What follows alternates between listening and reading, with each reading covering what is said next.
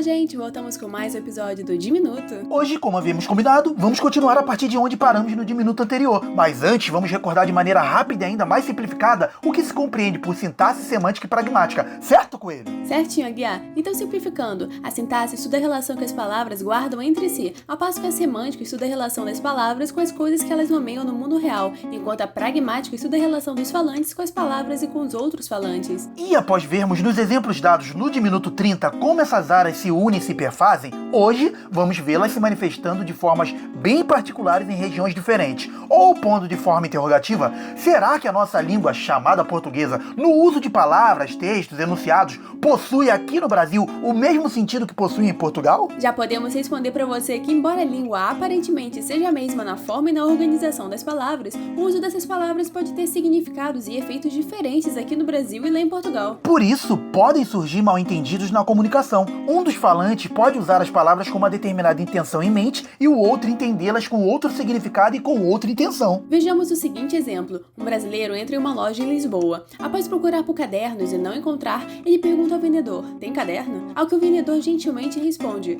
temos, mas não há. O que faz o brasileiro ficar sem entender. E provavelmente você também não tem entendido, mas relaxa, que isso não é pegadinha, meio que pra descontar as inúmeras piadas que brasileiros fazem ridicularizando os portugueses. Parece que o jogo virou, não é verdade? Só tô brincando.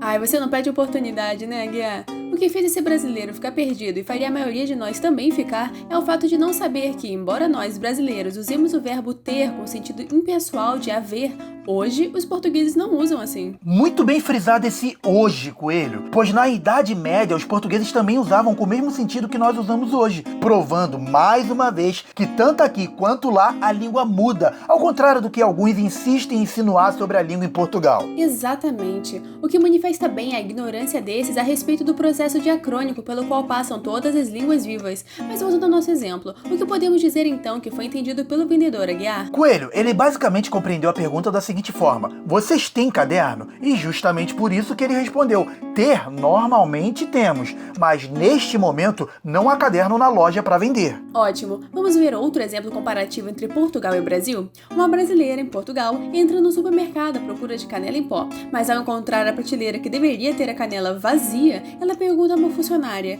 não tem mais canela? Ao que a funcionária imediatamente diz: precisa de mais? A que temos não lhe basta? Aqui nos deparamos com mais uma confusão gerada pela forma que ambas compreendem, pois em Portugal não se usa a sintaxe não mais verbo mais para dizer que algo já acabou, mas sim a sintaxe já mais não mais verbo. Ou seja, a brasileira, para se fazer compreender conforme desejava e achava ter feito, deveria ter perguntado: já não há canela? Pois assim provavelmente receberia outra resposta, seja positiva, seja negativa, mas dentro do universo de resposta que ela esperava. Isso porque a sintaxe usada pela brasileira fez a portuguesa compreender a pergunta dentro da semântica usual do português falado em Portugal, pois lá mais sempre representa a quantidade. Logo, a portuguesa compreendeu: você não tem uma quantidade maior de canela do que a que está exposta na prateleira, o que a levou a responder com tais indagações. Por isso, também é preciso tomar cuidado com o uso do rótulo tradicional de erro. Um suposto erro sintático pode muitas vezes ser provocado por uma intenção do falante de deixar mais claro o significado que tem em mente. Esses aspectos pragmáticos são muito importantes no momento de estudarmos, entre outras coisas, as transformações que a língua sofre ao longo do tempo.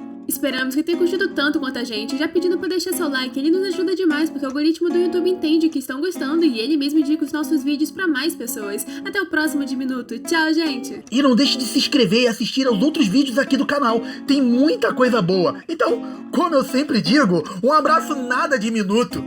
Tchau!